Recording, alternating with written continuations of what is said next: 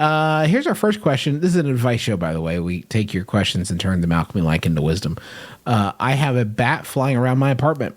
I've locked myself in my room, but I need to leave it eventually for work and shit. I figured in your infinite wisdom. That's pretty sad commentary on our audience that this question asker thought that they needed to clarify why they would need to leave their apartment ever. Yeah. I figured in your infinite wisdom you'd be able to tell me how to rid my apartment of this befangled nightbird. Please help. That's from Not a Batgirl. It's actually befanged nightbird, but I love the term befangled. That's what you got. All these new gadget bats, all these new befangled bats everywhere.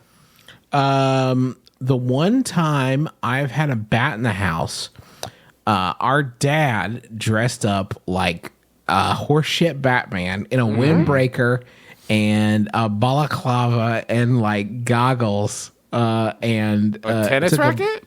Tennis racket. Tennis racket. I thought it was a broom. It might have been a tennis racket. I think he was dual wielding. He was dual wielding. Yeah, that was his spec in college. He was swinging wildly at this thing, and I don't know if you guys remember what happened next, but our very old cat Sasha, who was like basically on her very last legs at this point, leapt vertical 2 feet off the couch, snatched that motherfucker out of the air and brought it to its final reward. And the cat took care of it.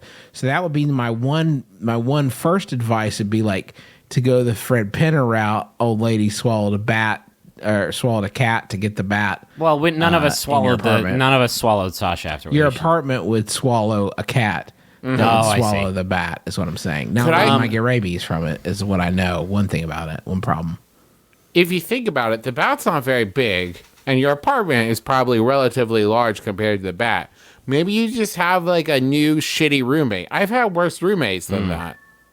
You know, that's how they measure the like square footage. They don't use that to measure spaces anymore. It's just if you get on Zillow, it's like this home is 350,000 bats. It's measured in cubats.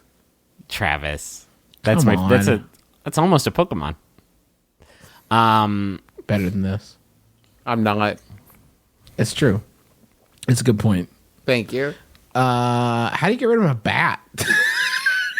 I really ask the Joker. Jesus. I'm doing a Waka thing, but you can't see it.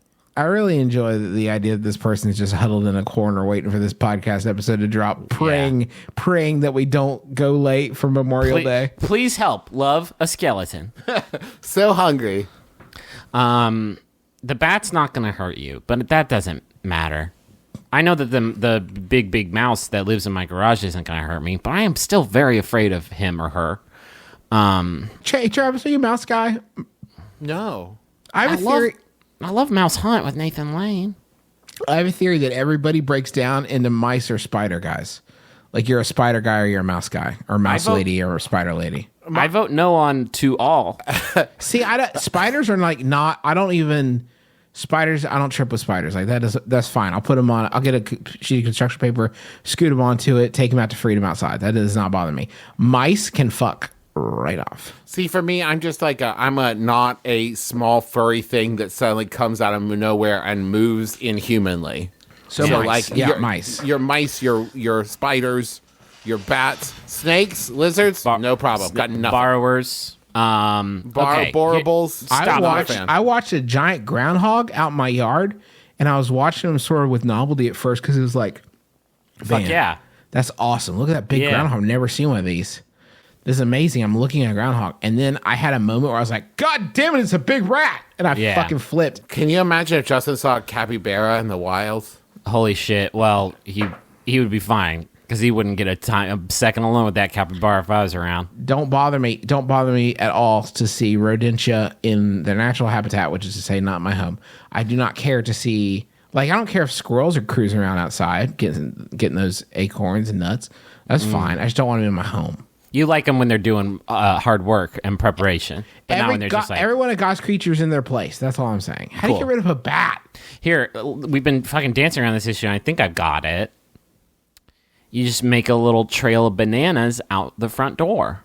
And this is a good piece of, this is like going to be the new, pack your bags and move away. Because there's so many problems you can solve with just a big trail of bananas. But going out the front door, you got a roommate you don't like? Just banana trap them. Griffin, I'm sorry, but you're being short-sighted because you're just as likely to draw in a chimpanzee. You made a bat landing strip out of bananas. I was trying to get rid of a bat, and I got 8 more bats. Now I got 9 bats. And a monkey. And a monkey. A chimpanzee came in. I've got that scene from Ace Ventura where everything comes out of everywhere. We got 2 Dunstons and a Kirk Cameron in here, man. It's rough stuff. Wait, what? Kirk Cameron loves bananas.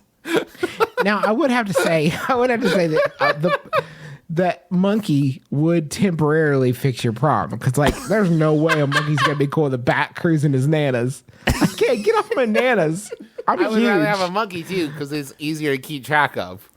It's less likely that I lose sight of a monkey. But if you do lose sight of that monkey, it's a risk. It's a risk reward scenario. Sure. You lose sight of the bat, then you just have the constant dread of like, there's a bat somewhere, and I don't know. But if you lose sight of a monkey, it's like, oh my god, this is it.